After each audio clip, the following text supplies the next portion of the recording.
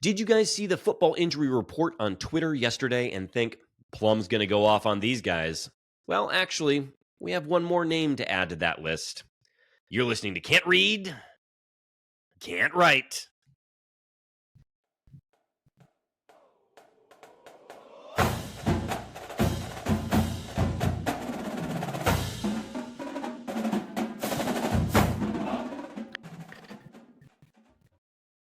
Welcome back, everyone, to another episode of Can't Read, Can't Write, the podcast that proves Spartans can talk. I'm Mike Jones, joined as always by the dude who's fine producing a horrible podcast. He's just proud of the effort we put in, Kevin Greck, and not by the guy who is ill in spirit and body, Alex Plum. Yeah. Is that how Alex would describe a football player on the injury report? I mean, ill in spirit and body might be actually, it'd be him saying it nicely. I did my best. As I was writing these, I did my best to channel Alex Plum. I didn't use as coarse of language as I would have expected him to, but like the intent, I think, was there. Sure.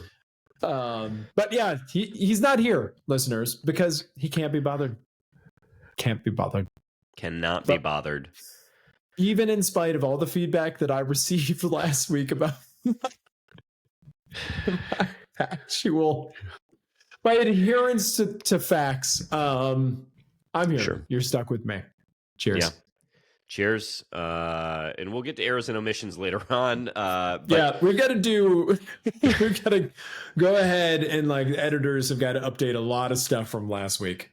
Yeah. But otherwise, doing well, good sir. Did you have a nice Saturday? Oh, I had a lovely Saturday. Is there anything that could have possibly gone wrong? Michael Jones, how was your Saturday? Tell me about it. What did you get up to?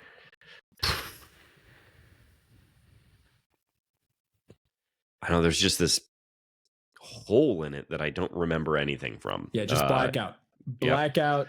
I remember seeing red, and not red as in like crimson, but red as in like my own burst blood vessels. That's what I remember seeing. I remember seeing someone not run with effort and intensity from a gunner position, but we'll get to that later. We do, of course, want to thank everyone for listening, and if we could, or watching if you are, if we could ask a small favor, please share the pod with Spartans in your life. Rate, review, and subscribe wherever you get podcasts. Of course, follow us on Twitter and Instagram at Spartan_pod, Blue Sky at Spartan Pod. And if you don't mind, even if you're a podcast listener, could you pop over to the YouTube and just click the subscribe button? It would mean a whole bunch to us. Kevin, we actually have a lot to get to today, probably more than people would suspect. Well, I mean, I think, all right, we obviously have a football game we got to talk about behind the green wall. Do we, just to go back to that refrain, is this something that we need to discuss? Do we have to revisit all of this? Do we have to force the listenership to go back and re-experience Saturday? Well, I think you're forgetting that we were asked literally last week, will you be watching this when so many of us won't? And we said, yes, we are the giver, for those who know the novel. So it is our obligation to communicate and share. To fire up the peacock and get properly peacocked. Did you see, this is, I think, well-trodden territory, but did you see that the still of the two guys in the booth? For Big Ten Saturday night. Yeah, but it just said big turd. Big turd. Yeah. And because indeed, if you haven't seen this, the commentators are standing far enough apart that the beginning and the end of Saturday are blocked off, and it's just the Big Ten logo and then the word turd, which is really foreshadowing for this Saturday night. But yeah, I digress. So we got to chat about that. And then I think there's been a fair amount of conversation about the propriety or impropriety of terminating Jonathan Smith's contract that I do think we should chat through a little bit more. And then, yeah, we have college hoops returning. Actually, some teams played college hoops last week. Yikes. What happened? But our team, early bird got the worm on that one, right? Yep. And then, but our team plays twice this week, so that will be exciting. And I think, look, some folks might be inclined to preview the basketball team in advance of their exhibitions. This podcast would prefer to watch the team play before saying literally anything about a player. So we'll probably watch the exhibitions this week and get into a preseason form next week. Because we're so committed to being factually accurate these days, I believe there's only one game this week. I think the Bowling Green Falcons game is this week. UConn game is next Tuesday. I'm sorry. Yeah. Right. Fair point. The 23rd Jonesy. And 28th were within 7 days of each other. So in my mind, they were all the same week. I get it. The important thing is that we give the listeners the exact correct information every time. People would have been wondering, it's Sunday at 11:59 and there's not a game on yet. They would have been firing up UConn Plus, their UConn Plus subscription, thinking to themselves, where's my game? Yeah. Where's speaking of Plus, a game that usually would have been on some sort of Plus network was not, and we'll chat some BU Michigan State hockey. Big news there. Well, it actually was on ESPN Plus. Again, we're committed to being as factual as possible. But the first one was on ESPN2, Kevin, and that's the point. Second one was on Plus. All right, then we'll head off Grand River. We've got some more private equity updates. We've got, I think, some hot takes on a thing that happened last week in college football that we'll need to chat about. And then we'll say who we're playing next week as part of our preview. And, of course, we will take your social media questions. All right, Kevin, let's do it. You ready? Have you cracked multiple beers? Yeah. So what happened? Game plan this out with me, Mike Jones. Yep. Okay. Let's say you're a head football coach. Yep. Let's say you've managed to keep things kind of close and you've got a 3rd and long situation.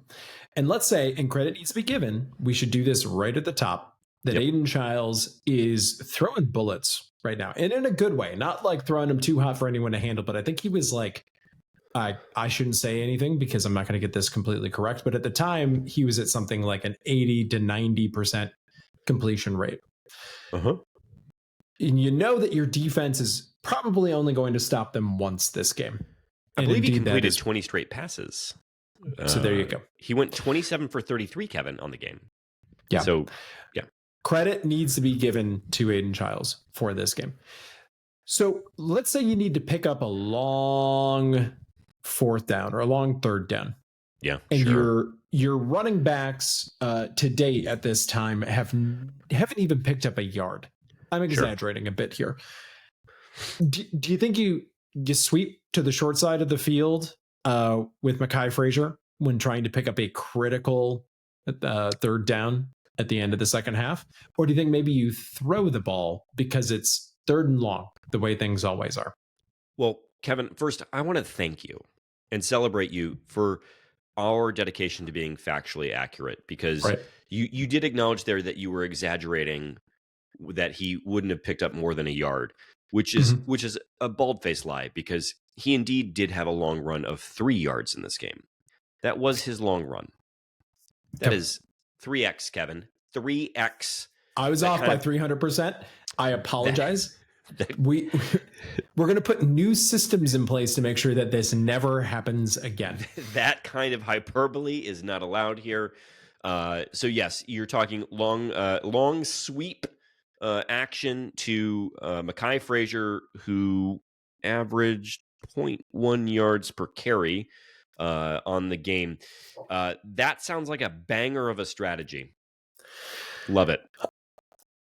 It's just, not to harp on one moment across an entire game, but similar to what we saw in the UCLA game, I think it's that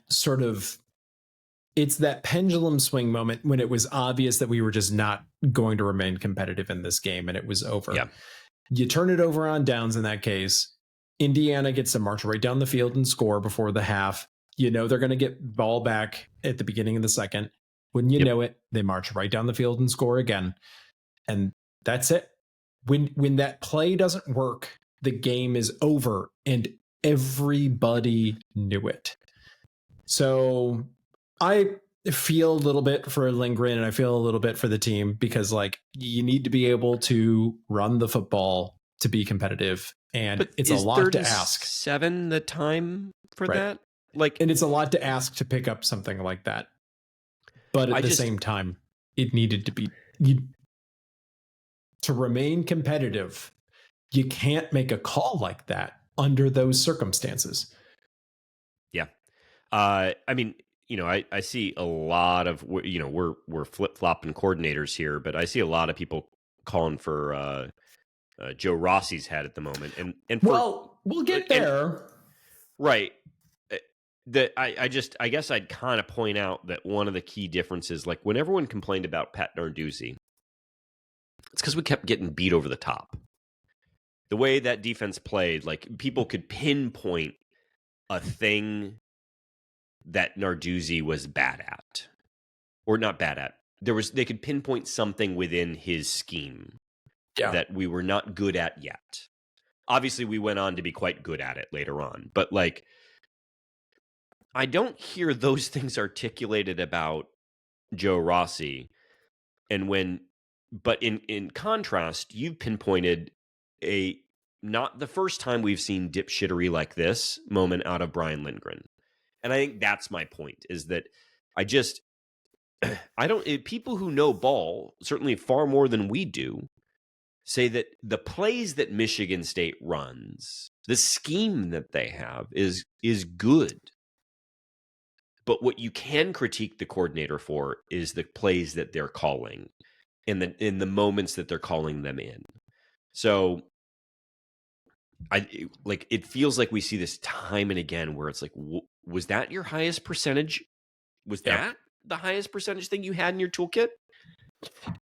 And at that point, every play is critical, but you can't turn it over on downs. I actually didn't hate the Childs punt that happens immediately after that. If you're going to punt, that's not the worst way to do it. It would help if the team bothered to down the ball before it goes into the end zone. And we should be clear, what we mean by that is there was a free gunner. And for those listening who don't know what we mean by gunner, it's the dudes who line up wide from the formation in a punt formation. So here they were positioned as receivers. And free gunner stopped. Just stopped. And it gets to my point that I'm going to the ball get to eventually. Maybe number 3, I believe it was number 3. We don't call out names here. We don't call out names and individuals unless it's Aiden Childs. Anyway, maybe, we're acknowledging that the game is over at this point. Maybe he was the first one to kind of act on that and just be like, whiff, who cares? No one cares at this point. But I don't know that was the last time Indiana scored in the game, though. I'm sorry, in the half. Because I think I'm trying to remember the conversation you and I had at halftime, but I do think that miss was potentially the difference between an additional possession for Indiana. And what I mean by that is, if we'd pinned them at the 1, which Childs pinned them at the 1 with that punt. Yeah, could have. If it was fielded properly. Yeah, that's an additional 25 yards of field that Indiana has to go through. That's 2 first downs that they have to achieve. Now, like, obviously, their play calls become different and you can't totally rewrite history, but theoretically, that is a drive that takes more time to result in a score, which means that potentially they go into the half with 1 less score. Can we also talk about the last possession of the half for MSU? Sure. We had another blown timeout situation. We had more, I would say, coaching blunders, guys just not thinking properly. Yep. And then Childs takes a big sack because we can't call timeout anymore. Childs takes a big sack Not entirely his fault, but still. That ended the half. And all I could hear was little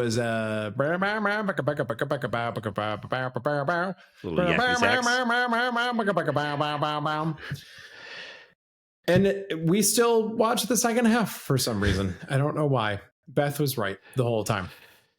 Yeah. And yeah, I think that's it. My feeling was lost in the second half. There, I mean, and I think you watched in this game a coaching staff that seemed so clearly to be playing Michigan high school basketball. So for those who don't know, there's no shot clock in Michigan's high school basketball.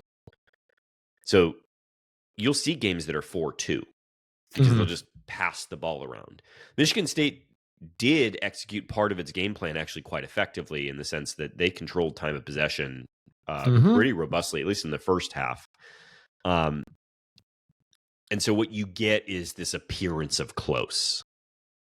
38-13. And I mean, I appreciate that that's not that close, but like we were worlds apart from Indiana.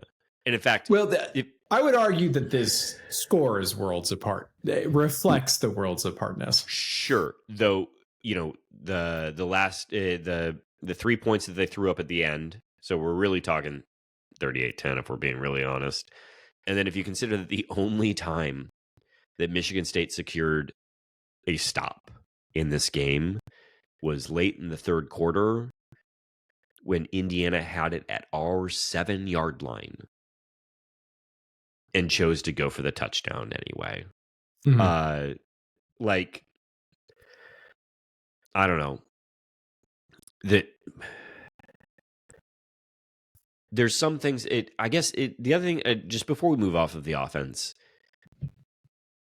Nick Marsh ends this game with 7 receptions for 64 yards, 1 touchdown with a long of 16. There were moments where you saw better play calls for Nick Marsh in this game. And I'm not going back to crunch this film for a variety of reasons, not the least of which is I don't give a fuck anymore. But like, you did start to see them utilizing Marsh on the kinds of things that it's like, just get that man the ball. And like, we saw a couple slants that he caught. We saw that 4th and 1 screen call, which was really actually kind of an inspired play call. I just don't know why we can't do that more often. Find it a little baffling. Well, now that the coaching tenure is effectively over, they finally figured it out. Can we talk about the defense? Can we go over there? Because I think really this is what matters more than anything. Yeah. Well, I think there's 2 moments in this game that tell you that this isn't scheme related. And I dear listeners who beg for accuracy, forgive me that I don't recall the exact moments. But there were 2 third downs that were critical. They might have even been a 4th down that were critical. And MSU does not get the stop. I think there was 1 3rd and long. Early in the game, maybe even first quarter. Yeah, they let up like 18-yard reception for a 1st down. The next play, Indiana takes it to the house. There was another conversion, I believe, later in the game. Maybe it was in the 3rd quarter. Same thing happens. And it just speaks to what absolute fucking losers these guys are. Like, there is no mental fortitude out of this team whatsoever. Cignetti, at the beginning of the game, rattled off like 10 to 15 pieces of just cliched coach speak. And the thing is, his team lives them all. So, like, you can't get too angry about it. But this idea that Tucker talked about it, Cignetti talked about it, that like, don't let success or failures affect the next play. Mm-hmm. This team fucking sucks. They're terrible. Yeah, they're weak. That is becoming quite clear. I think really though this game was lost every time Fernando Mendoza dropped back, and he only did this 28 times, but it felt like it was 90, and he just had all day. I don't think he was pressured once. I don't think he worked up a sweat in this game. I think this game was a light jog for him, and 24 for 28. There's no excuse for those 4, incompletions, because their receivers were wide open, and he was reading a book back there. Yeah. And if you can't get to the quarterback in college football, it's over. And because the reality is, and I'm not saying about this about Fernando Mendoza, because in all likelihood, he's going to be at the Heisman ceremony, if not win it. But most college quarterbacks are not very good. So to the extent you can affect the passer, pays way greater dividends than it does in the NFL. And it pays plenty of dividends in the NFL. Mm-hmm. So there's just no world for success where you can't do that. I would say Jayden Daniels was probably the last time that I can remember like getting beat by a quarterback. Sure. When Jayden Daniels was at Spartan Stadium, and he just willed that then Arizona State team to a victory. Sure. And that guy won the Heisman. Like it takes that level. Right. He didn't win it that year, of course, but he won it eventually. To be accurate. It takes that level to go ahead and take a game over and beat you. Some guys can do it on a game-to-game basis, but Mendoza didn't. If he does win the Heisman, it has nothing to do with this game. Anyone could have completed passes back there. We could have completed passes back there. Oh. Yeah. Also, I would like Fernando Mendoza to win the Heisman because I'd like to see him in those Heisman House commercials where he like has to read a line and he just like Fernando Mendoza. I think that would be entertaining for me. If someone's got to win it, why not him? Be a good time. But yeah, this defense, 5 straight touchdowns they give up. I mean, at some point in time, that it becomes unfair to your offense. Like that's not, I appreciate that MSU was red zone or red zone adjacent enough times that you're like, man, should have converted a little bit more often, but it is deeply unfair to be asking them to score. You can't say that about this team. Red zone conversion percentage is our strength in terms of statistical rankings nationally. Your MSU Spartans are 31 in the country with red zone scoring percentage. Thank you very much. That's great. Love that. I'm just saying. Do you want to know what our next best stat is from there? Sure. Jesus. Oh, interceptions thrown, 34%. So Aiden Childs deserves a little bit more ranked. Credit. Not percent. Not percent. 1.6%. 34th ranked.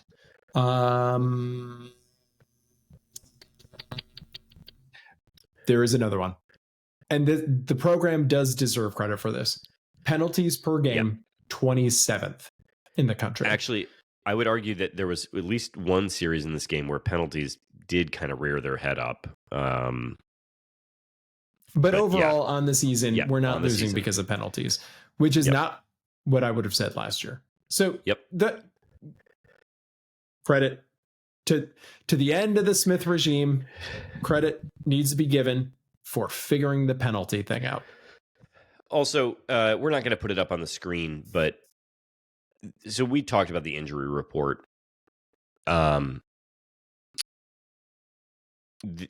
looked like the New York Times. And Indiana looked like USA Today. Like there was, 2 dudes out for the season and no one else. What a reference. There's a lot of pictures in USA Today. Like, also, just got to take shots at people who work for Gannett whenever you get a chance. You know what I mean? Mm-hmm. But I think there's these aren't all injured players. There's quitting. These guys aren't talking to us. There's no one in our DMs being like, I know I'm on the out list, but it's because I quit on the team. But we know. I can say with a very high level of certainty that some of those guys have just entirely quit on the team. Yep. Like maybe even formally quit on the team. Yeah. So should we talk about Smith, or is there anything else you want to say about this game? I don't think there's anything else to say about this game. Nope. We got a big one next week. We do know that. And so, dignity, I guess. So the 2 games coming up before the bye week are Michigan week. So Hate Week Part 2. Yep. And then on the road at Minnesota. And this is a flawed Minnesota team. This is a Minnesota team that if you're going to go and get your Coach Smith, perhaps your only road conference win, or your second, because his first conference win was a road conference win. This Minnesota team, it's 3-1 in conference. Forget everything I said. Wins against Rutgers, who's truly awful, Purdue, and that win against Nebraska at home this weekend. Nebraska is their best win by a lot. Yeah. All right. Let's talk about Smith and firing Smith. Because I'm noticing that as emotions cooled, I guess, since UCLA, who I believe now has ripped off 4 in a row. So kind of funny. But some folks are suggesting that maybe we shouldn't do it this year. In particular, there seems to be a ton of people citing this idea that Florida State's open, Florida's open, Penn State's open, that there's all of these major openings on the year. And so that is going to impact MSU's ability to find a candidate. I don't know that there's value. I don't know why you'd fire a coach midseason unless your team has truly quit on you. But I also don't know that at this point in time for Michigan State anyway. Okay, like, are we going to a bowl game? Like, is that the goal here? We're going to turn this around and make a bowl game. Like, I don't know that there's value in firing Smith midseason. I think that there is. Okay, and there may be, but like you get shopping early and often. You could still shop. I would bet you, again, just in the same way that players aren't coming to us and telling us that they've quit on the team, I would bet you shopping has started. Yeah. So I guess that's my point. You don't need to fire him to shop. But either way, this idea that there's so many big programs that have openings, and so MSU should sit it out and wait till next year. I'm open to hearing a convincing argument, but all I've heard are dumb ones. So there's too many big programs, so you can't go get a whale. Okay? I don't know that we were going to get one to begin with. Yeah. I also think that if you think, I think the other side of that coin is that's loser talk. Like, if you're going to go do it. Also, said candidates that are whales will next year be in their first year of a job somewhere, so they're off the market. So, like, I'm confused here. It's as if you're indicating that somehow there's a crop of coaches out there that this year are unacceptable to hire, but next year they'll be okay to hire. they're not whales today, but next year they'll be whales, and they'll be whales. It gives us another year of whale watching. Like, but you know what I'm saying? That like I'm confused by the level of stupidity involved in this argument. I'm open to get your ducks in a row, do a good search, like make sure you've got donors aligned. Like, sure, do what you need to do it right, but like, don't do it because there's other job openings. What the fuck are you talking about? I think there's two valid arguments for why you should wait. Hold on. I got to tack one extra thing on there. Okay, come. Because here's the other thing. You know who sat out a year firing somebody? Wisconsin. Guess what? They're going to have to deal with all the fucking whales that are being taken this year. Like, you're still stuck. Anyways, now I'm done. I think there are two. One is the financial angle. If truly you look at the financials of the university and it just doesn't make any sense. I think we've refuted that. I think we've largely... But if you don't have the money, you don't have the money. Yeah. The second one is, if you truly think that this is all circumstances and that he could be, under some circumstances, the guy. Like, okay, maybe in the new college football, everyone expects an instant turnaround, but programs that stick with their guy over a period of time actually end up, benefiting, blah, blah, blah, blah, blah, blah. Two things then that you've got to do if you think that Smith is the guy. You have to go out and make a grand gesture that you're sticking with him for the long run. Because what we appear to be in right now is a complete death spiral. Even if he is the guy, he's going to be recruited against so easily as dead man walking right now. The fact that J-Bat hasn't said anything is actually also damaging to the program. And then two is basically, Jonesy, exactly what you said. You need to do a big, massive gesture to indicate to everyone that this is going to be it. But my question to you, Jonesy, is there actually indication at all in his time here that he could possibly be the guy? Because I think the only thing that indicates that he could be the guy is 1 year at Oregon State in his 6 or 7 total years of coaching. Is there anything that we've seen here that indicates to us that he's the guy? I mean, all right. I'm going to, for the sake of argument, be a little bit more generous to him about his time at Oregon State. That's what I'm asking for. I mean, that program was in the pits, probably actually akin to where we are right now. And was able to bring it along, and did it with a quarterback that was pretty universally panned in DJU. So, I mean, I think there's a little bit more generosity you can provide him. His last team also ended 8-4, so there's that. But no, I think, and that's also playing in the Pac-12, which we're not here to cast aspersions at anybody at this point in time. But look, are you telling me that Cal and Stanford are who you need to be watching out for? Like, I don't know, Washington State, how good have they been? I know people really like their coach when we were going through the search, but I guess if you're talking tiers of competition, where are we putting them in Big Ten terms? And are they probably sitting at Big Ten West levels or lower?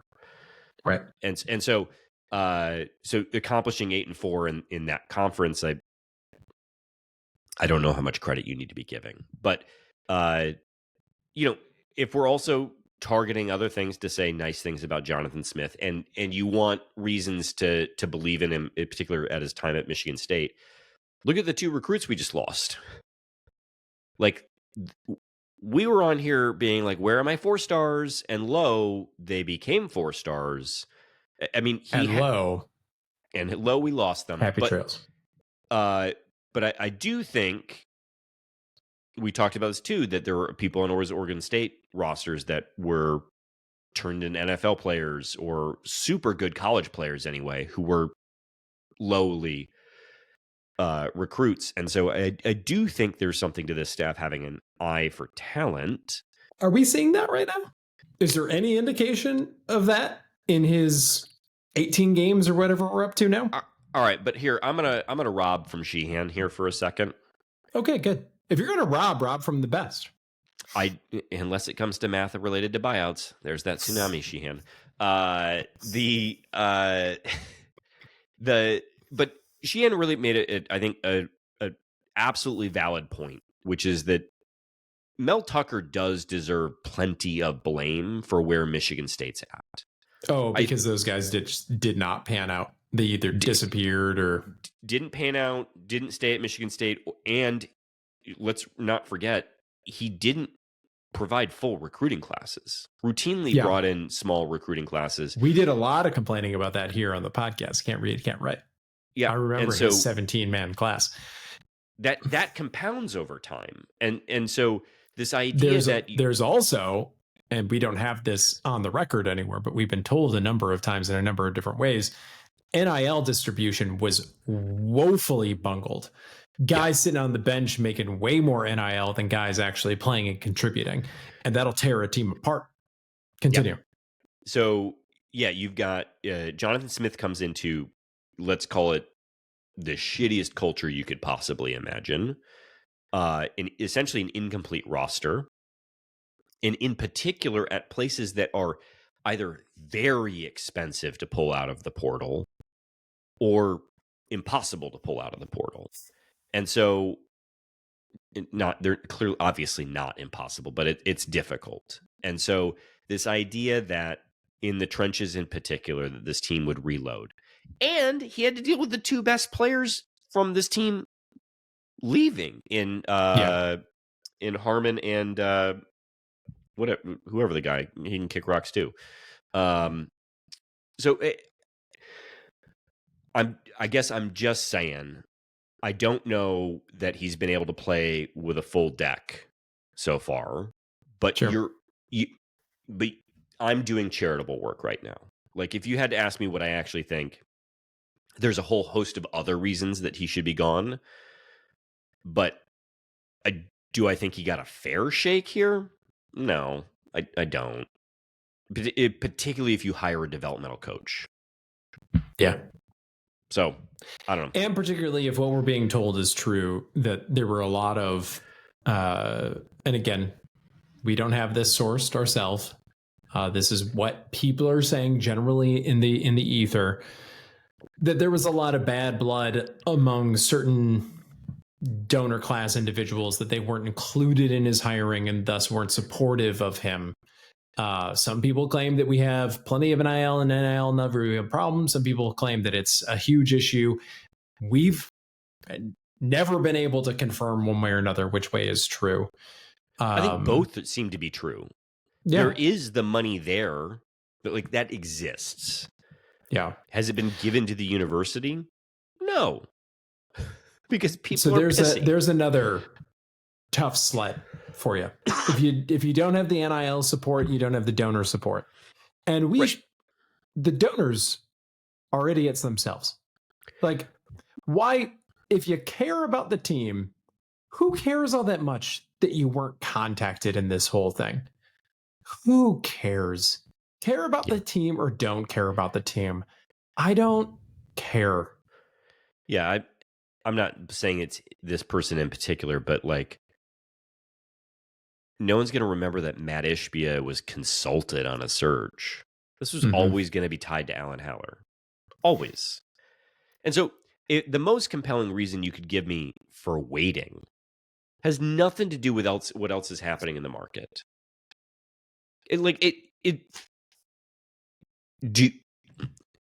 Do you think any company stops hiring because other companies are hiring? It is among the dumber propositions that I've heard. Actually, I think that is true. I think companies do just hire when other companies are hiring, and I think companies do have layoffs just because other companies are having layoffs. But you get my point. If you're in growth mode, you're not like, well, the company down the street is also hiring, so I'm not going to hire now. Like, You're saying that people mirror each other.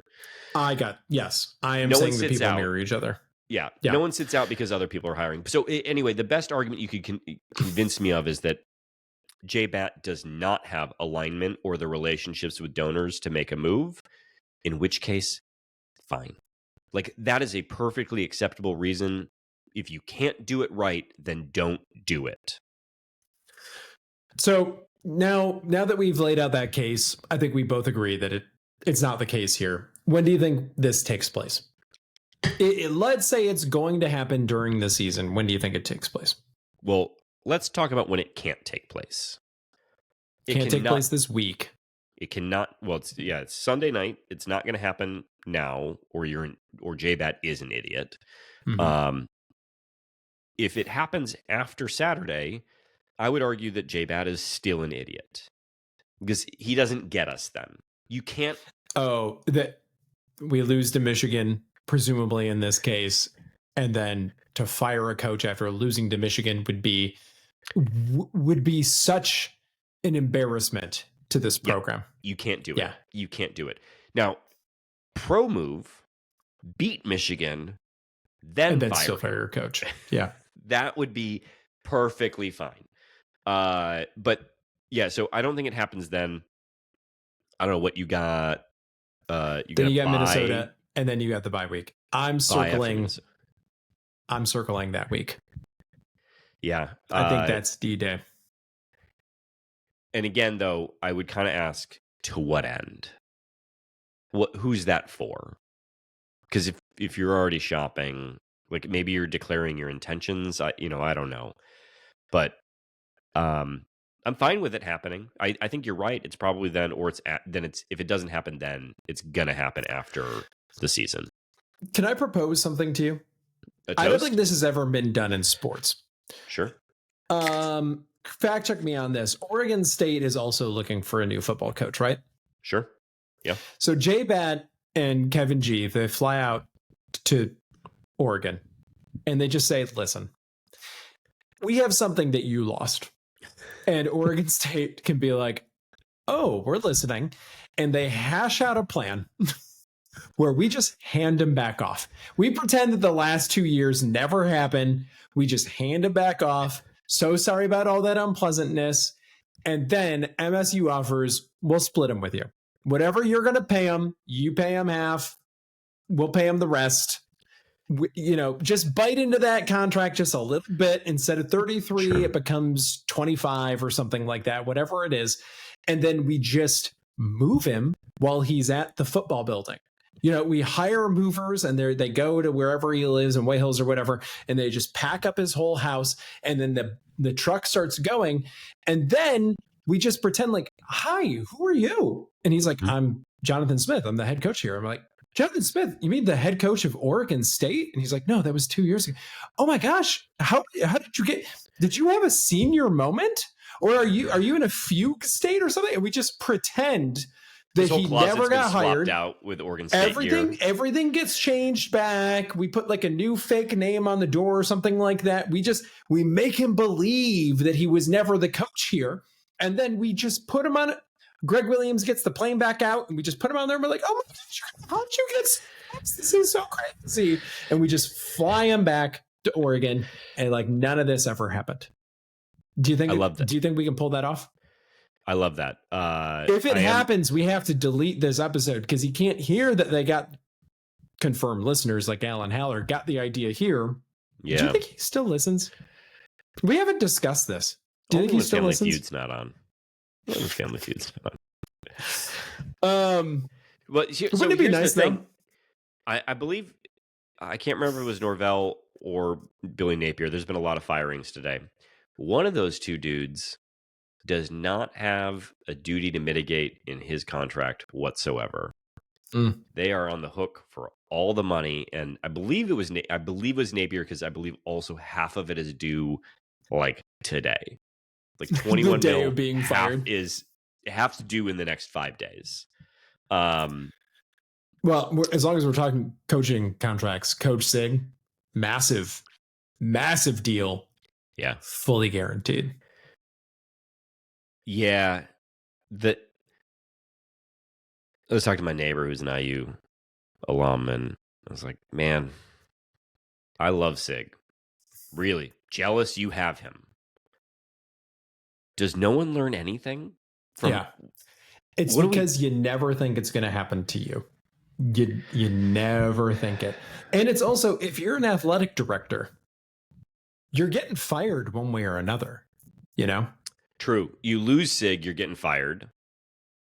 Yeah. He crashes and burns, you're still getting fired. Yeah. Even regardless of his contract, you're getting fired. Yeah. No, that's fair. So,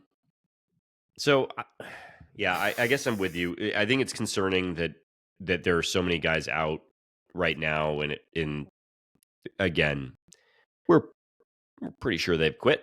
I think we can say that with a high degree. Not all of them. There are some legit injuries there, I'm sure. But we can say with a high degree of confidence that some of them just are not playing anymore, and some of them are still suiting up and quit. Yeah. I don't see. This is part of the problem of being so early in the new NIL era, is that a lot of these guys don't realize, they think they're going to hop in the portal and they're going to end up in some great situation. Half of you guys are never going to play college football again after you go in the portal. That's how this seems to be working. The portal era results in guys disappearing into the ether. So half of you, or some significant percentage, are never going to play again. And then some other significant percentage, you're on a god-awful team and your tape that you're producing is terrible, and you're never going to make the amount of money that you're making now. And these guys don't understand that. Maybe a little bit is what I said before. You never think it's going to be you. But some of these guys have got to know that you've just been dogging it, and no one's going to ever want to touch you again. And you're not going to get rev share like anything that you're experiencing now. So I don't understand this whole thing. I truly don't. I do think this is a place where, we'll use this as a bit of a segue, where Izzo is not wholly wrong. And I'm also not claiming that at 21 that I understood this. But work harder. At 21, I think even us, we would have understood money. Like getting motivated by money a little bit.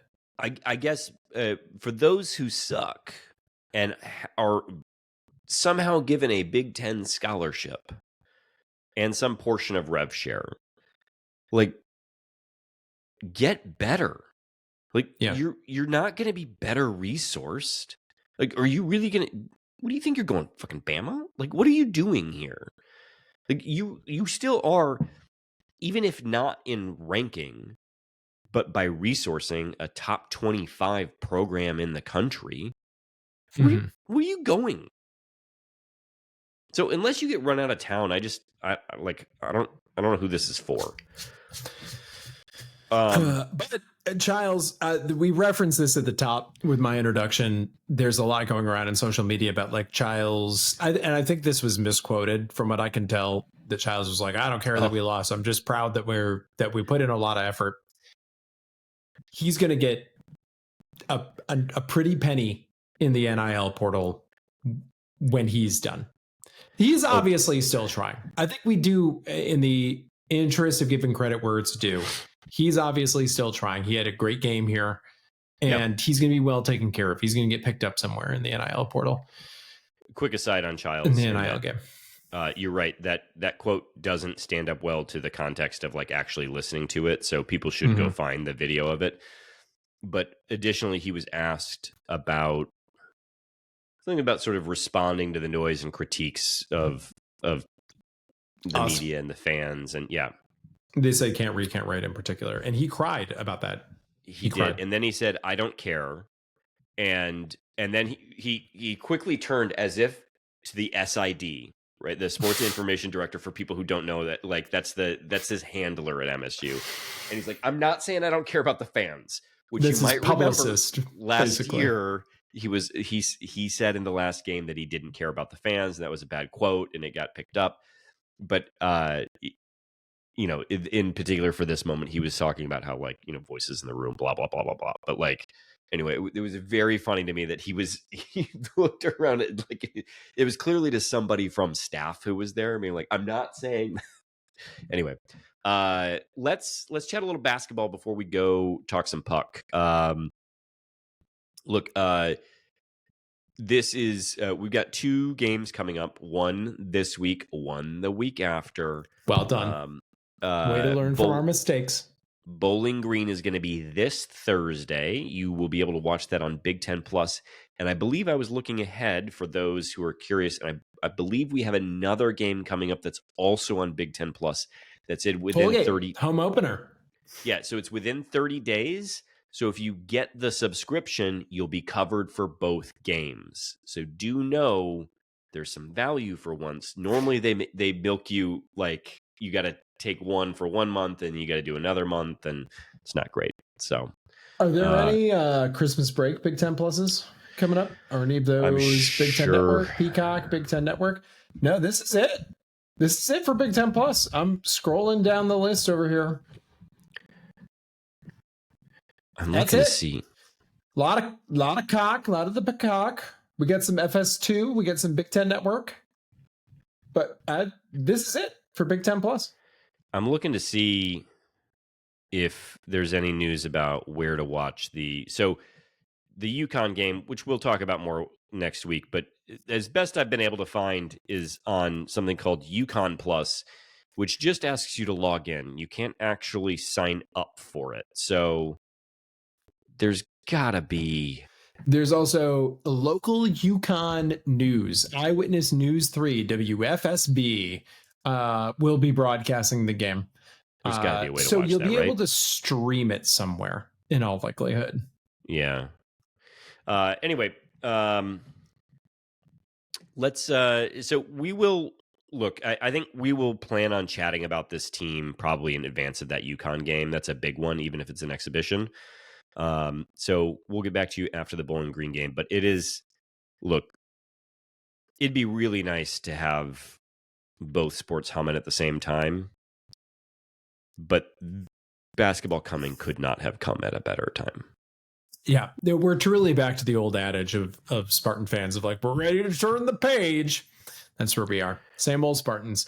Does it mean that we can talk hockey because we're a hockey podcast now? It is. I'm gonna let you. Well, yeah. All right. I'm gonna have you do the ad read here in a little bit. But yeah, let's talk some hockey. Okay. So the MSU hockey team goes on the road to the #1 team in the country, according to the polls, and they give them the good old sweep. #1 on the road. Now that comes with a bit of an asterisk. Game 2 is a win in overtime. We'll talk about that in just a moment. But they went out there game 1 on ESPN2 and just handled the Terriers. Just bossed them around. This team, and we don't, as we've said before, we don't know anything about hockey on this podcast, and we don't know anyone that does. But in my layman's estimation, this team is noticeably bigger than last year. Yes. This team is noticeably faster than last year. And this team is noticeably more skilled than last year. Takes way better care of the puck. Yeah, that is also true too. Way less activity, turnovers in the neutral zone type stuff is happening. Just going down the roster, I know we've talked about this before, and just the guys that have already been drafted, the number of first round guys on this team, Lindstrom, that guy's size, that guy's speed. His first goal was great. Oh my gosh. This team is loaded. Absolute wagon. And in game 2, it was the local BU broadcast. So we got a couple of chatter heads giving us the broadcast, which sounds like a slur, and maybe it is. Maybe I'm canceled in New England. Maybe I can never go back to Boston again. But those guys were, they're the BU broadcast, so they're kind of homers for the team.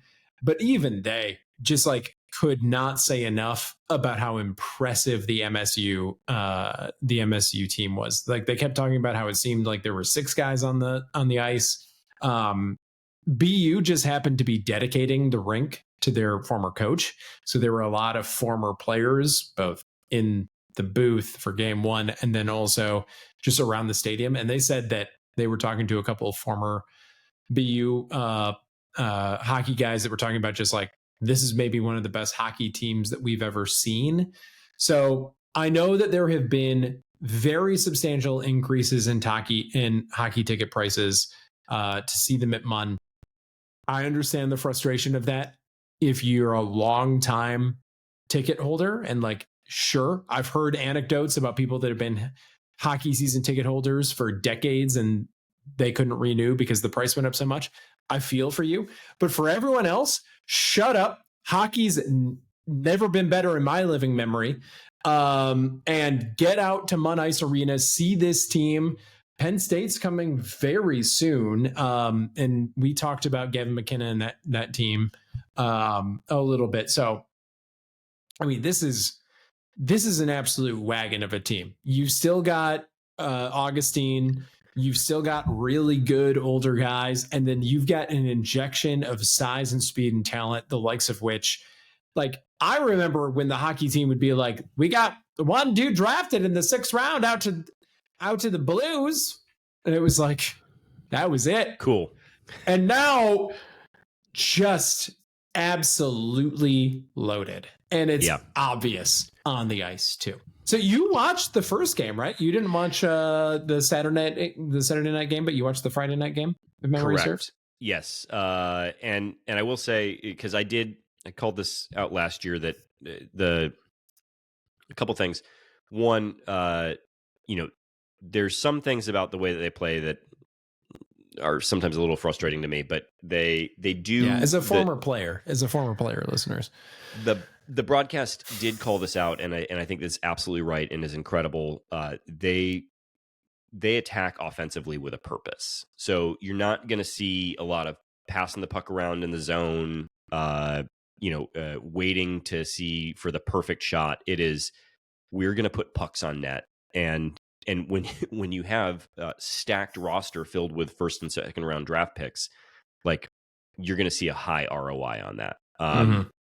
So, and also, if you haven't seen the win in overtime, which it should have been a regulation win, but BU put a couple in the net really quickly, and it's hard to beat the number one team in the country on the road. It just is.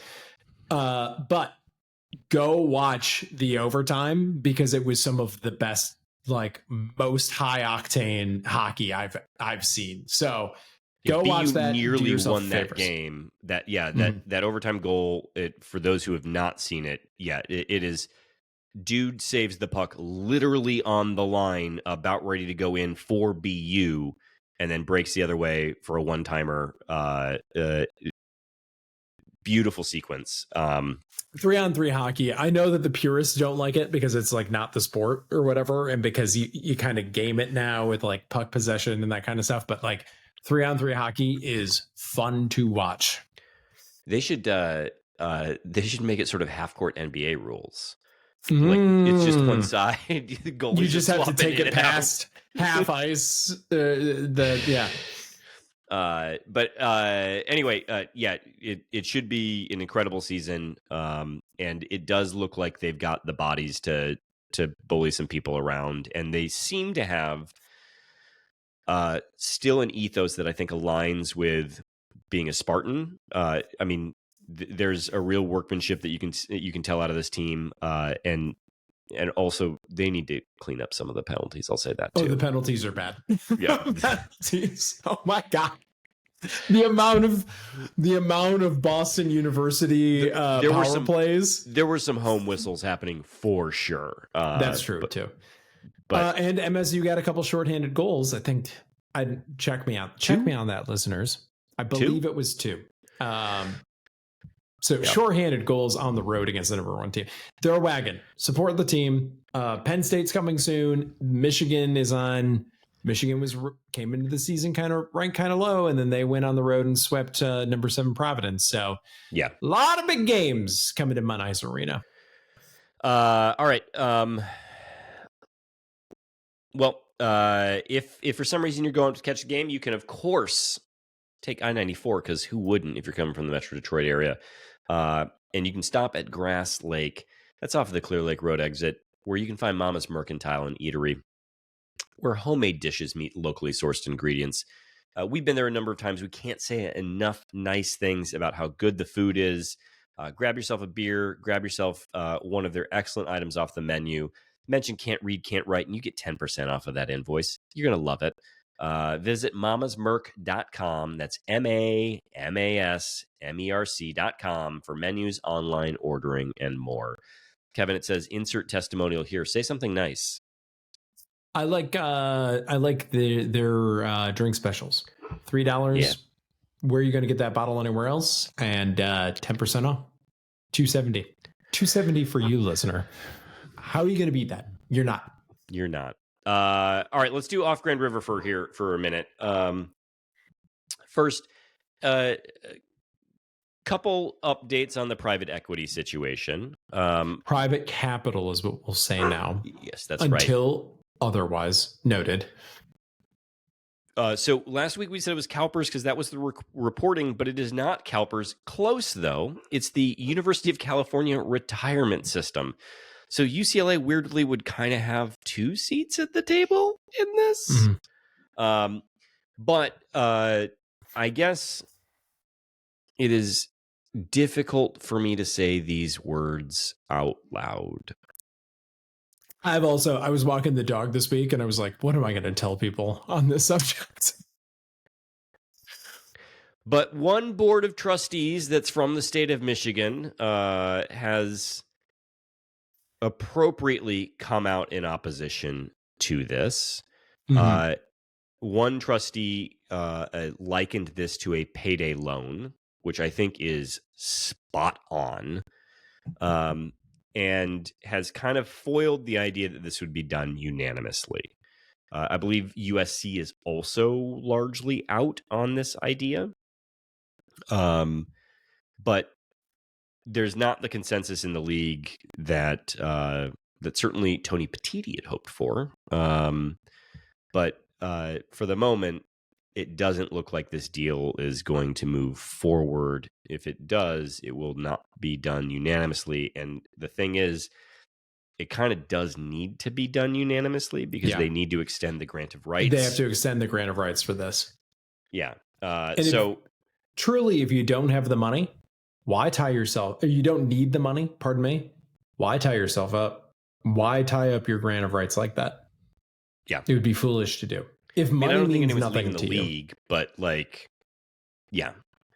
And so,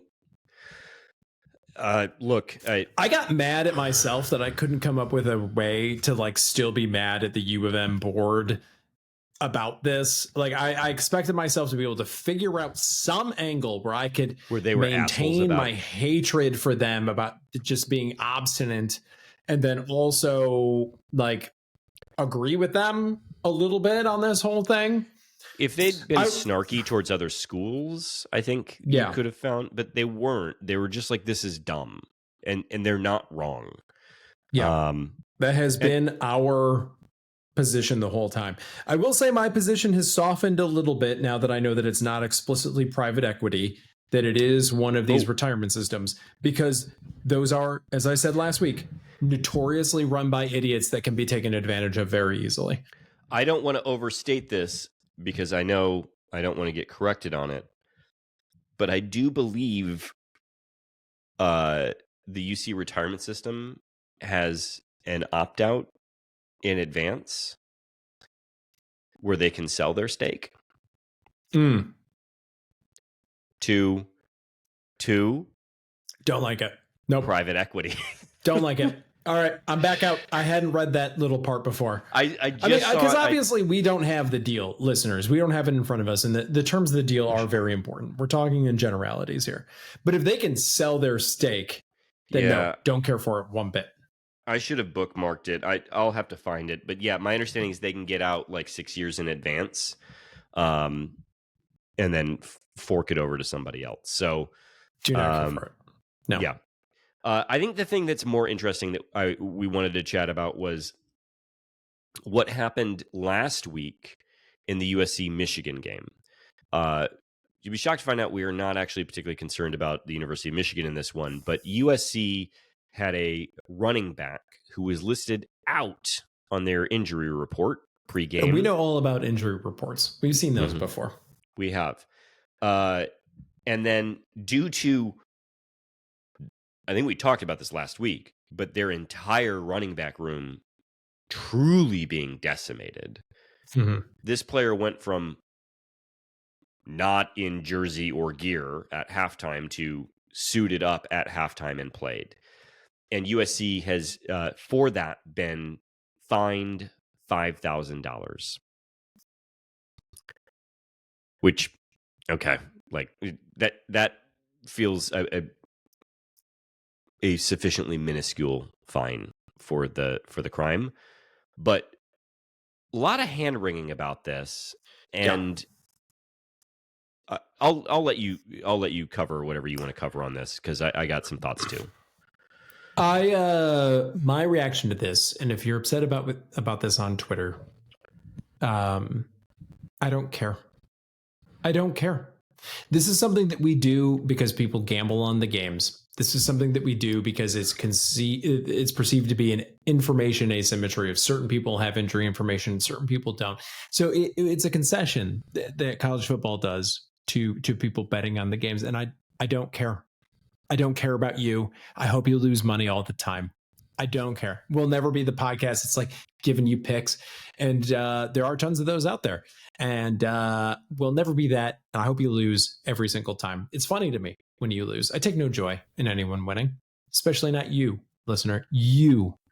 The listener complaining about this in particular. I mean, I'm exaggerating a bit, but like we only do those reports because of gambling.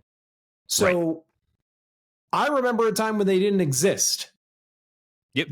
Those were not released. It was what, 3-4 years ago? It's not long ago. This didn't exist.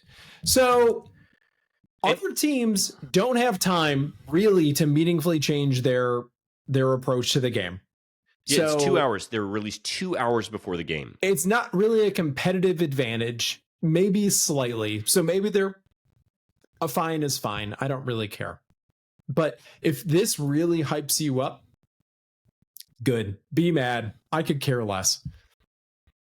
Tell me how I'm wrong. Like and subscribe, and also tell me how I'm wrong. Couldn't care less is what you mean to say. Oh, yes. We've got to make sure that we're as factual as possible and as precise in our language as we can be. There's such spite in this episode. It's done to us in MSU football. We're usually such agreeable guys. It is most of the people I saw complaining about this were one of two groups of people. Yeah. One, they are big gambling personalities online. Truly get fucked. Because I'm guessing there's a decent number of gambling personalities that are actually terrible at gambling, but have monetized being a personality around being gambling. If you're really good at it, if people are sharing their picks with you, it's because their picks are awful. If their picks are that good, they'll keep their picks to themselves. It's you going to them as a gambling personality. That's where they make all of their money. It's like the guys that sell finance guru classes. If you're a real finance guru, you're a billionaire, and Warren Buffett doesn't offer a $10,000 course for Berkshire University. It doesn't exist because he's an actual financial guru. All the other ones are pretenders. Continue. Yeah, I will, just mindful of some people that we know who produce content in this space, and then other people that I actually decently respect who produce. But I will say that there's someone who covers college hoops that one year did routinely college basketball bets. And had a pretty good year. And then the next year things weren't going well, and so he stopped doing them. Because because the point being, like, this isn't going well. Like, you shouldn't tail me. So good. Good for that. I want to just, there are people who are decent in this space, but there are plenty of like the equivalency of crypto bros. So and anyway, if you, again, let's just, there's spite in this podcast, but if you do it, but you do it to have fun, just to have something to talk about, then that's fine too. But like if you pretend, if you inflate how good you are at this when you're wrong, you're not. That's when I have a real problem with you. The other group of people who complained about this, you'd be shocked to find out, are Michigan fans. Oh my God. Did they really want people to follow the rules? the letter of the law. That's the most important thing. I think the couple things that you called out are right, which is A, this is for gamblers and no one else because we did this for decades without it existing. Mm-hmm. Then the other part is Michigan spent their entire week game prepping for this player to play. And then 2 hours before the game, found out they're not playing. They've been prepared for that player to play. There's not a competitive advantage or disadvantage imparted because of this. I want to be clear, though, we're reserving the right to be upset about this in the future when Michigan does it. Yes. We will find an angle. I failed to find an angle on the whole Regent thing, but I will find an angle for this. So I'm reserving that right. This is a pattern in practice at that point in time for the University of Michigan, so it's fine. Yeah, perfect. See, look at this. But so anyway, like I do not particularly care for USC, and yet I would say like they are actually the victim in all of this. That they were going to sit a player out. Like you have to ask yourself, why list anyone on the report whatsoever? Yeah. Everyone's ready to play. Like what? Why do this? And so for me, I hope USC says everyone's available from here on out, unless someone's truly out for the season. Or just list everyone as questionable. I've got another angle for you on this. Yeah. On this week's injury list for MSU, Ashton Lepo was on there. Do you think if he tried to suit up at halftime, do you think all the MSU fans in the stadium would have gone down and just be like, oh, no, it says he's out. It says he's out. No. Like run up to the officials, run up to the Big Ten officials and be like, no, he can't play. He can't play. It's right here. It's right here on my phone. Well, also, let's be clear that do you think if Ashton Lepo had suited up at halftime, Indiana would have said fuck all about it? They'd be like, great. Like, would have been like, actually, we'll pay their fine for this. This is perfect. Thank you. That's the other thing in all of this that is unfortunate about it is that this fine would feel a little bit cleaner if it weren't for the fact that it feels like sore loser. Like, you said he wasn't going to be available, and then he was. Like, shut up. But no. And honestly, Ashton Lepo should just ask if they can move him over a column to out for the season. So anyway, I don't have anything else on this other than it's a stupid rule. It's a stupid thing we do. Like, who cares about gamblers? You're gambling. Yes. Like, you think this is fair? Also, truly, so there's a reason you say in more than 2 hours in advance. Shut up. Yes. I want to know that. What percentage of bets were in pre 2 hours before the game versus the percentage of bets that come in afterwards? How many people and then how many people ended up hedging as a result of this player being out? What are we doing here? Yeah. Speaking of things that are stupid that we do and what are we doing here, this is normally where we would preview Michigan. But in our outline, we haven't even updated it since UCLA in this section. That's where the program's at. But no effort at all into previewing our opponents. They have good lines, particularly the defensive line is good. They have a good running back. They can't something transfer from Alabama, something. They can't catch Bryce a ball Underwood. For the wide receivers. Yeah, okay. We previewed Michigan. I don't know if the Mangum is still there, but if he is, I hope he gets his shit rocked. That's the end of my preview. All right. So let's go social media questions. Do we have anything from Mike Jones? I'm just checking now because We do not.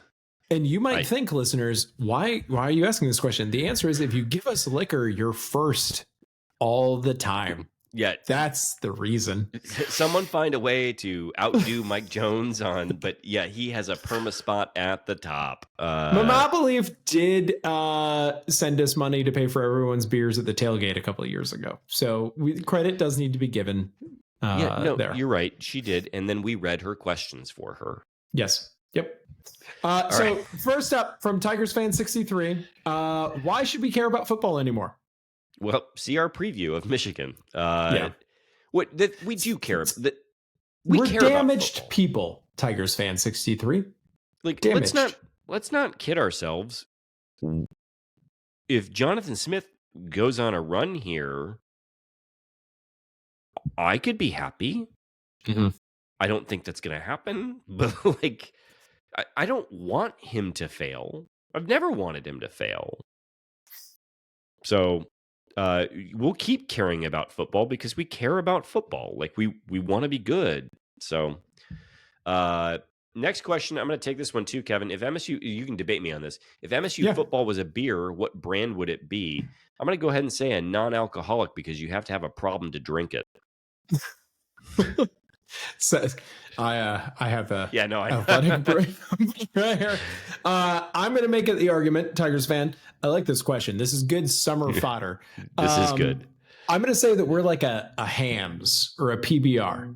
You know, we're like good for you. A drinking man's like blue collar beer. And every once in a while, it becomes very, very popular and it's in vogue for a while. But then it goes back to just being like a blue collar drinking man's beer. So that's Milwaukee's best or something like that. So that's my argument. What's Alabama then? Under that logic, what's Alabama? It's your macro. It's like a Bud. Bud heavy? Bud straight up. Bud heavy. Something like that. Okay. A default. Just like... I've given this no thought at all. I'm just going to order a Bud. Something like that. This Bud's for you. Next up, Michigan would be like a Michelob Ultra. Like gets a lot of TV time, like gets a lot of advertisements, and I've never seen anyone of any value order one. Except for maybe our co-host. I was actually, that shot was directly at you because you know how many calories a Mick Ultra has. Isn't it the same as a Miller Lite? Are they 95? You went through a Mick Ultra phase, didn't you? Yeah. I think I just wanted to do something different. Okay. And then the problem is that they're in the bullet size, and those don't fit as well in my mini fridge. In your koozies. So yeah, I had to make a change. Garage beer is where I'm choosing to go right now as it relates to. I haven't actually ever had a garage beer. I mean, for what it is, for a garage beer, we're competing here, right? With a Miller Lite, like they're good. They're good. Next up, G Money Stew. Thoughts on FSU's coach as a potential new coaching target, Kevin Gregg. Mike Norvell. Yeah, no, I mean,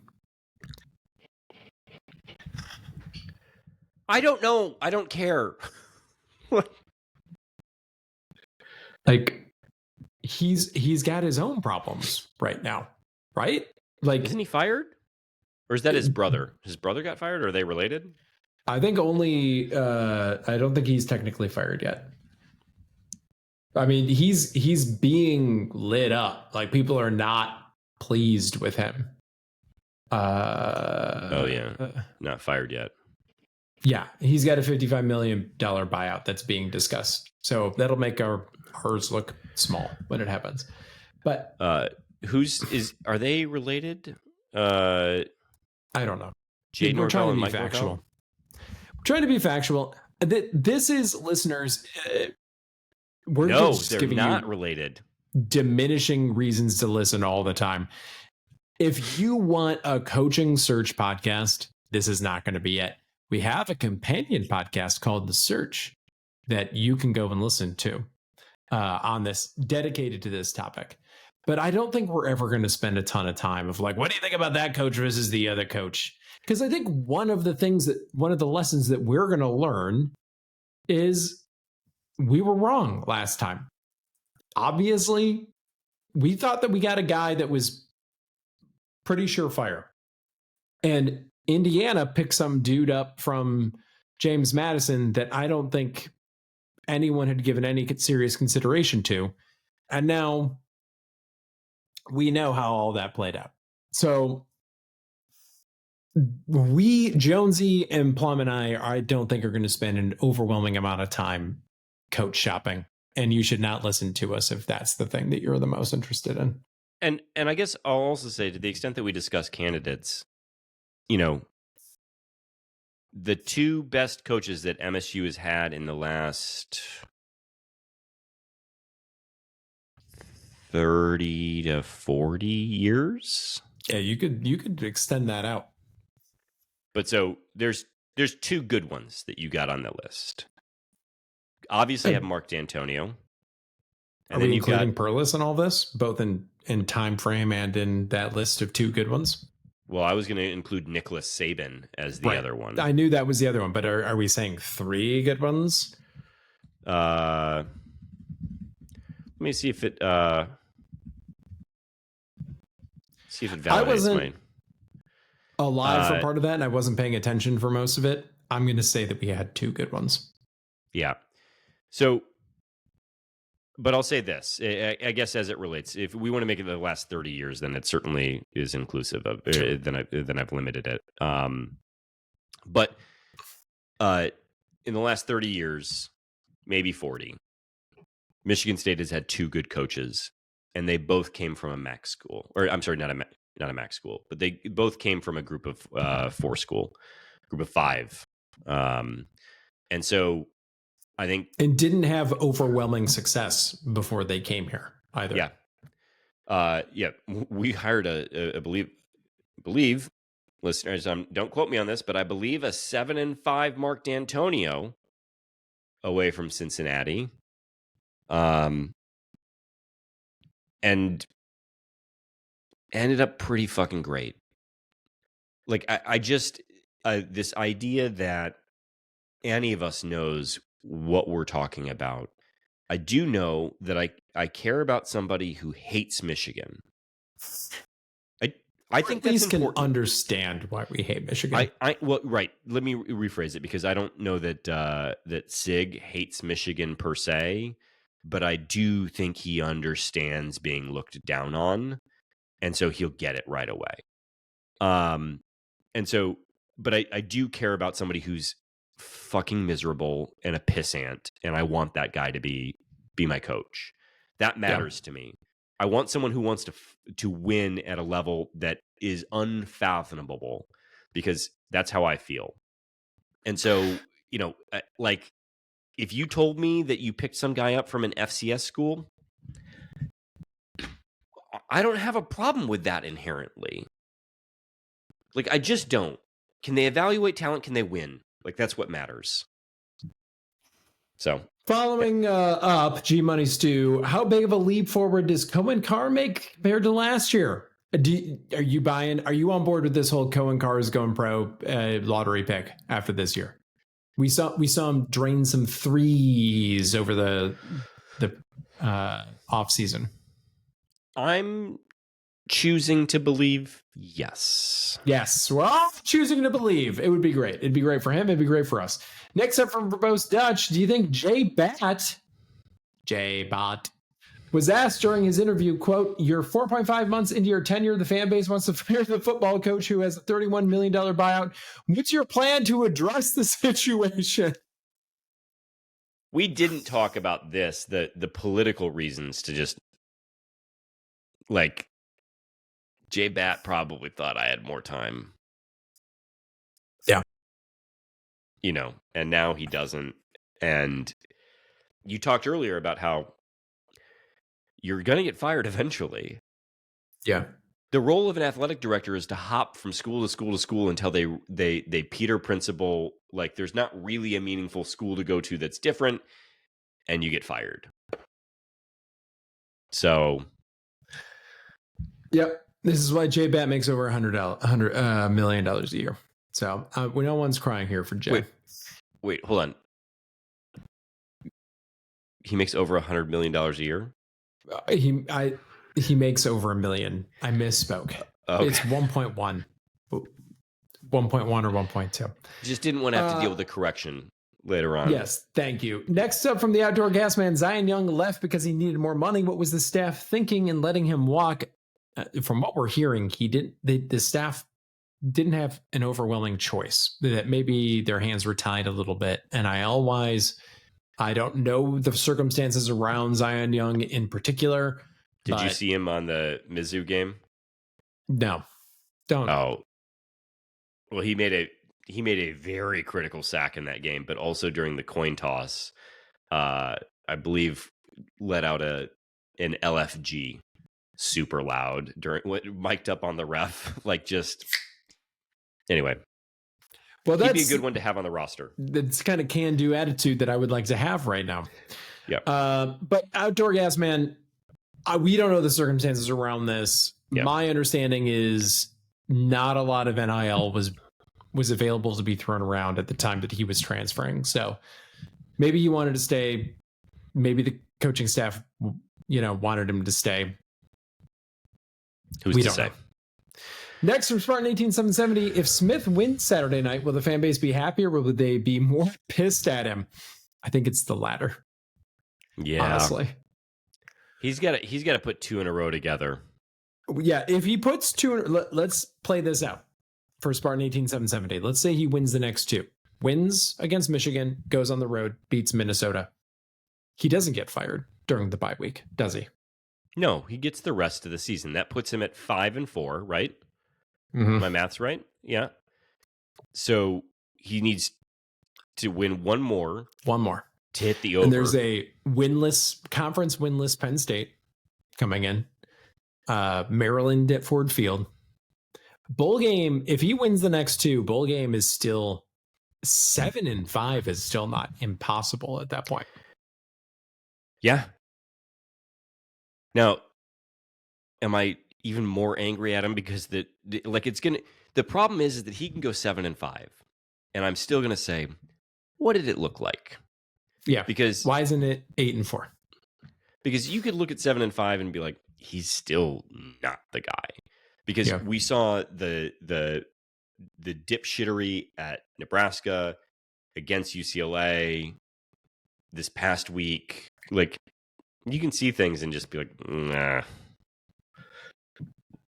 I still haven't seen a well-coached game by this staff through and through. That is the real problem that we keep coming back to. There's not anything that we can point to that's like, this is why it might work. There's just 1,000 reasons why it won't. Yeah. Next from Spartan 18770, how many MSU fans will be in Spartan Stadium Saturday? This is most akin, I think, to the 2023 game where we weren't able to be there, even though you were in the state and I live in East Lansing, because some idiot had his wedding that day, I think is what it was. That's right. But my understanding is there were some Michigan fans in the stadium. Here's the thing. I don't think there is hype about this team. Sherrod Moore's got his own problems that we're not really talking about. That team, they were really galvanized. We'll just leave it at that for that team. Yeah. I don't think there is hype about this team. And I think MSU fans still hate them. I don't think it'll be a stadium takeover to the same degree that game was. I'll be there. That's what I'll say, listeners. Yeah. I'll be there. Next tell me why, last up from Spartan 18770, tell me why kicking a late field goal when you're down 28 points makes sense. It's to cover the spread, obviously, right? Yeah. That's all Coach Smith cares about, covering the spread. Next up, Jordan Villarreal. Was this last game a respectable enough performance to get Smith back on track and save his job? No. His defense stopped them once. Yeah. No. Next from Jordan, what's the best fall activity to take your minds off this football season? Is alcohol an activity? It's a fall activity. It's a summer activity. It's a spring activity. You want something that never goes out of style? Do alcohol. I don't know. I don't know what a fall activity. What makes a fall activity? You put a flannel on. You go. You have a trunk or treat with the kids. I don't know, man. I'm excited for the day that my son can go trick or treating by himself, so that will they still have that? It seems like trunk or treating took over everything. Oh no, we trick or treat. Is that just a Michigan thing? It seemed like COVID made everything trunk or treat. All I hear about now is trunk or treats. Obviously, I don't have kids, so I don't know. No, I think it's like those are social group based. Like, so we did a trunk or treat with the daycare, but then we would still do trick or treat. So the trunk or treats end up being more of an event that's not on Halloween day. Either way, the point being is I want to be the guy who's got the fireball and beers for the adults that come by, and I'm really looking forward to that. As a kid, you were like, I'm going to grow up to be the full candy bar house. That's my goal. But now that you're here, you're like, I'm going to be the fireball shooter house. Thank you very much. It reminds me, when I text you about an episode title tomorrow, will you be like, did you get the candy yet? Can you just do that for me, please? Do you want me to just schedule a text that says, did you get the candy yet? Yeah, that'd be great. Thank you. Next up, Beth and Morrow. Which of these two Jonathan Smith transgressions is more egregious?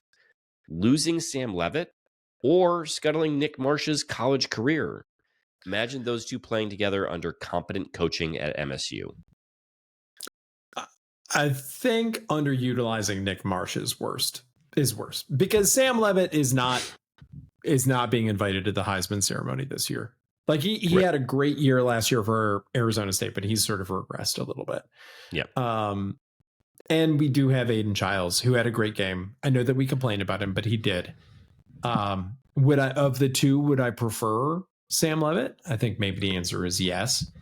But you were telling me before we recorded it's because he's white. We're actually in that Republican group chat. That's all that we talk about in.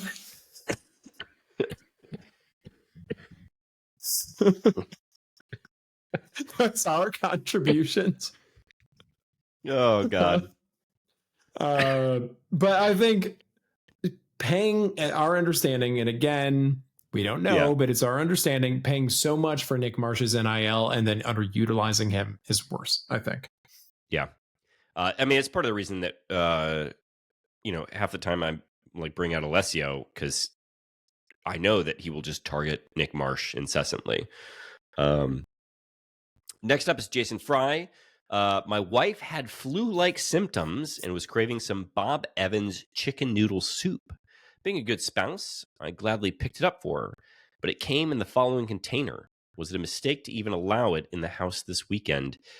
Because forks down today, forks down yesterday, forks down forever. For those who don't have the visual, I believe it said forks up on the farm. Jason, I love that your partner was sick. You were grabbing some soup. And while you did it, you said, hey, got to take this picture for Twitter questions later this week for cannot read, cannot write. Genuinely, that brings me a lot of joy. And so thank you. Jason, you didn't serve it to her in that container, right? You did your duty to put that in something else, lest she see that and leave you immediately. Or throw it back in your face. I think that's really what you had to do to the person at Bob Evans was take the top off of it, say, what is this? And just throw it in their face. And they would have known to apologize to you. They would have been like, I can't believe we made such a horrible mistake. Forks down today, forks down tomorrow, forks down forever. I'm seeing here, he went to the person who made the copy. He drove all the way to Bob Evans headquarters and did that. Bob Evans HQ. Kevin, you dealt with this a little bit. Yeah. On the home front. There's a question about the attire that would have been worn for the game. How did you correct that? From Jason Fry, y'all have spoken glowingly about Grooch's wife's boyfriend. Grooch's wife is an IU alumnus, grad school, not undergrad. Let's be clear about that. So Grooch, while watching, okay, you set me up for this. Well done. Jason Fry teed it up. Josie took a swing at it, and here I am. Grooch's wife's boyfriend screamed out, "Forks up" or "Forks down." Basically, that he can. Do you need me to read this?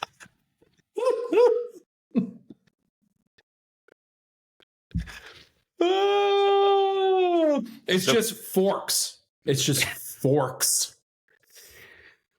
Was it forks up or forks down in the house this week? It was forks down in the house this week. I made sure of that. She knew not to cross me. Everyone's laughing because they know they can't take you seriously on that. Next up is Thomas Zambiasi. Not to be a stereotypical MSU fan, but who do we need to bug to get the hockey team playing in the football team's TV slots? Extremely proud of them after sitting through the Danton Cole years.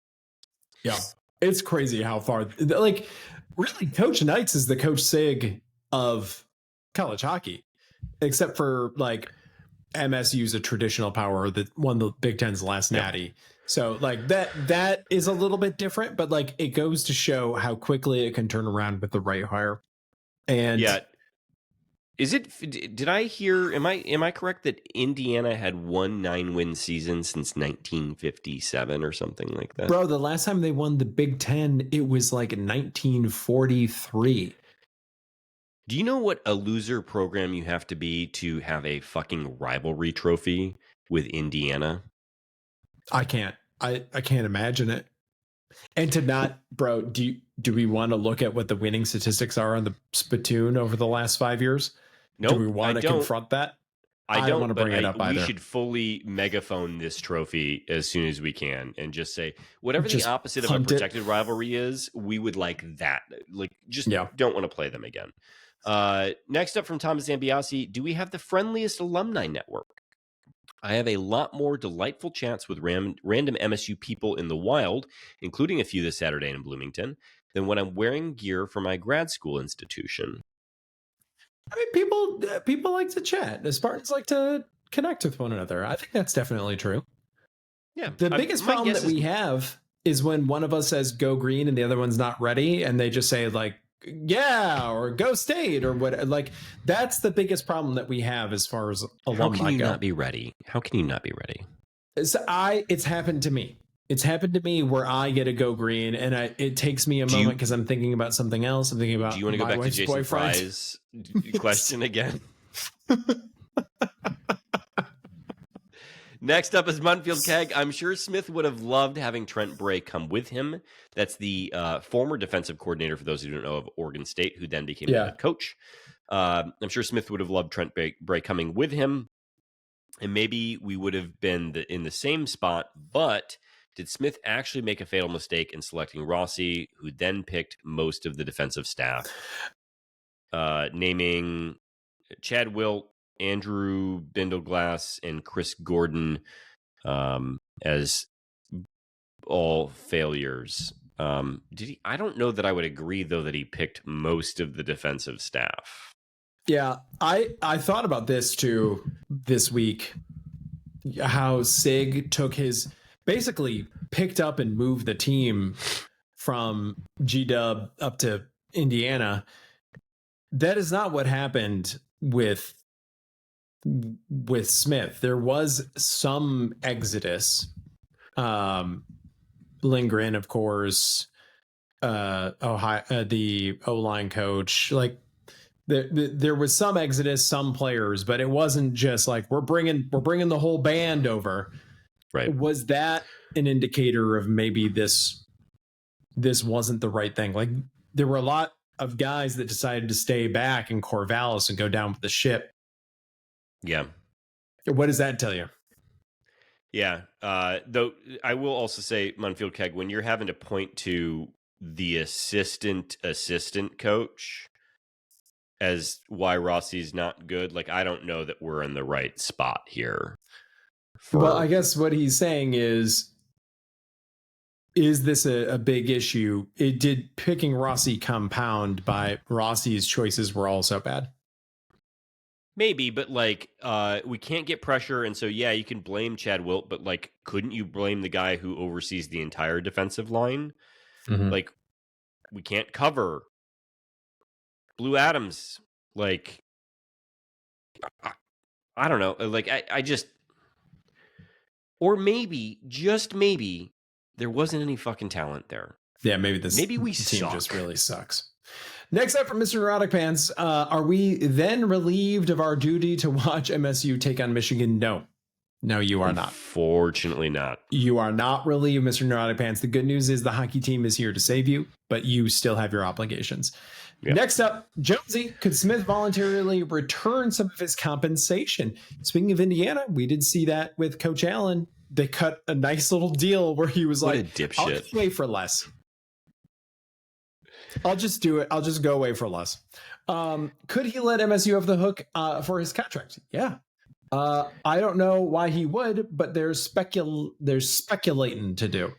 Yeah, I mean, I guess I would say pro tip for everyone out there that, like, if things aren't going well at your job, you should definitely contact HR about a mutual separation agreement. That is a pro move because sometimes they will give you money to go away when they wouldn't have if you didn't come to them first. But I don't know why Smith would do that because he already had it written into his contract.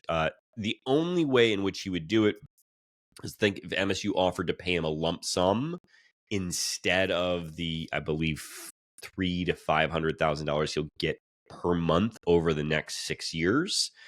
So, you know, if it's the old lottery lump sum versus the annuity question. Yep. And so, you know, if he wants to go lump sum, like, you know, you just get a little bit less. Speaking of getting a little less, Mr. Neurotic Pants asks, which one of you would be like to be my wife? This is an offensive question because Plum's not here. It's just the two of us. And he knew that as an ally. It was a safe time to do it. Yep. Sure. You know, if my wife has a boyfriend, I should be allowed to be someone's wife. And finally, for Mr. Neurotic Pants, can we move MSU to the Mountain West Division or the old Pac-10? Unfortunately, we'd be poorer than we are now. We keep losing, and there's Super League. We will. Next from Some Call Me Coach. Good to have you back, bud. Good to see you. Us to the football program. Kelly Office from the GIF. I have a lot of questions. Number one, how dare you? Yeah, I think we all feel that way now. Next up, Momopoly. Maybe Grooch can help settle the question here, but which is more annoying? The throwback mentions of Jeff Gillooly / Stone or the throwback mentions of what Joey and Chandler were up to? Well, this is a tough question because one is Joey and Chandler are a more broadly accepted cultural reference, but Jeff Gillooly is a sports reference. And this is, we masquerade as a sports podcast. Is Jeff Gillooly a sports reference? It is. Or is he a true crime reference? But the crime was related to sports. So, I'm sorry. So, is it because women were involved, Jonesy? So you don't consider it sports? Is that what you're saying? No. Are you saying that it's just drama at that point? Is that what you're saying? So you are the one who's saying yes. O.J. Simpson, most famous for being a running back. No, Jeff Gillooly, when he was committing his crime, it was in the service of stopping an athlete from participating. All right. Anyway, here's the question I have for you. Yeah. Someone discovered, I forget the program now, but there's a player at a program named Chandler Bing. And his bio says, I've never watched Friends. And it happened this past week that it was on the internet, and I thought of you. Life would be so hard if your name was Chandler Bing or any Friends-related reference. Jones. Do you think? No one's listened to that rapper in 3 decades. No one cares. You last week, no one's listened to Chandler Bing in 3 decades. Yeah, that's also true. Next up from Momopoly, what image would you like frozen in time to personify this upcoming rivalry match akin to a decade ago with, quote, trouble with the snap? Jesus Christ. What? Just a win. Susan? Just a win of some kind. Aiden Childs runs it in to win as time expires. We'll take that. Or Nick Marsh, slant route, post. We'll take dragging post. 3 dudes in with him. Yeah. So I'll take an LJ Scott, stretch across the goal line. Yeah. That would be the image that we would like frozen in time to personify this upcoming rivalry match, Monopoly. Thank you. Next from the Upper Deck Jerk Guy Jones, the offense didn't look bad, did it? Question mark. All right, so just gonna go ahead. Do you want to read the rushing here stats to the Upper Deck Jerk Guy? So Aiden Childs, 8 yards, 78 gained, 30 lost, net 48, long of 64. So that means on checks math, long of 64 minus, that's 18 yards on his 7 other rushes. Yikes. Tao Tolliver did average 2.6 yards per carry. Leading rusher, other than Aiden Childs, Alessio Milivojevic at 4.5. Mekhi Frazier, most running backs by most carries by a running back, 0.1 yards per carry, and then Brandon Tullis with a whopping 1.5. No, the offense was not back. We suck all over. Next from the Upper Deck Jerk Guys, student athletes making NIL money should be able to tackle, right? We kind of covered this. Yeah, but I do think because the slant here I think is interesting, but I think one of the consequences of this is that we are starting to say, no, I'm sorry, you can't have your cake and eat it too. You're being paid to play. You suck. Yeah. And that's a fine thing to say. You are not worth the money. Yeah. We keep calling them kids. We're still in that weird between area. But if they can leave, if we're doing this thing, then I can say get out. Mm-hmm. And they should all get out. And finally, from the Upper Deck, Jacques Guy, who really took it to us this week on social media, by the way. I loved that. For people that didn't see this, go to Blue Sky. Upper Deck Jerk Guy grabbed Plum having a yawn on YouTube while you were talking. I'm talking. Statistically, it should have been me. But when you think about who's most likely to get a yawn, he's absolutely right. Amazing. Yeah. Last question. What would you put the over-under at for how many Division I head coaching positions being open at the end of the year? Division I is a lot. I think let's break this down to Power 4. So it does feel like a lot of them. I do think we are approaching a place where the money is kind of starting to get really gross. Mm. We didn't even talk about the fact that SIG is getting paid more than half of what Indiana's rev share for all sports is.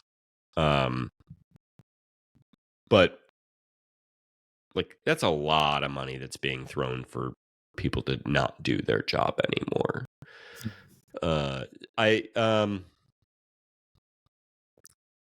As a percentage, I'm going to set the over under at 12.5%. I was going to go 15. 12.5. You'll take the over? Yeah. It does seem like a lot though.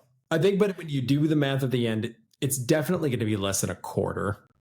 So then you got to sort of figure it out from there. I think the more interesting question would be what percentage of total coaching salary is from 2024, right? Let's date it back a year. Is it definitely going to be less than a quarter? What do you think the average coaching tenure is in college football? If it's 4 years, that means a quarter turns over every year. Yeah, no. I mean, that's fair. I don't pay enough attention to programs that, if we're sticking to Power 4, I guess maybe. I'm going to say the average is 6, so I'm going to say 20. I'm going to stay above 12.5. I'm going to stick with 15. I'm actually going to take the under now on mine. Okay.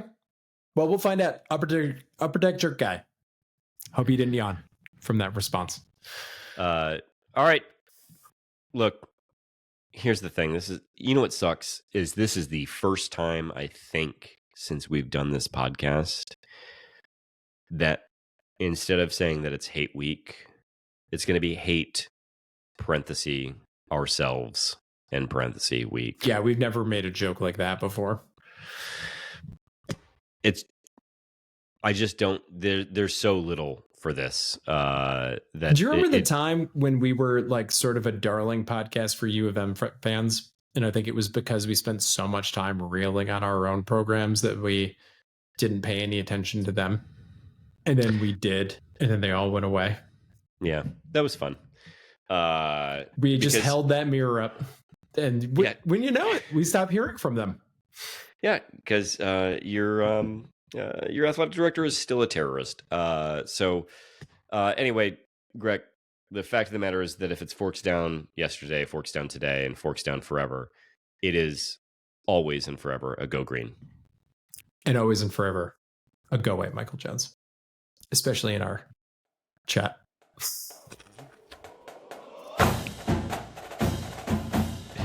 The Hitler chat? From Austria? That Hitler?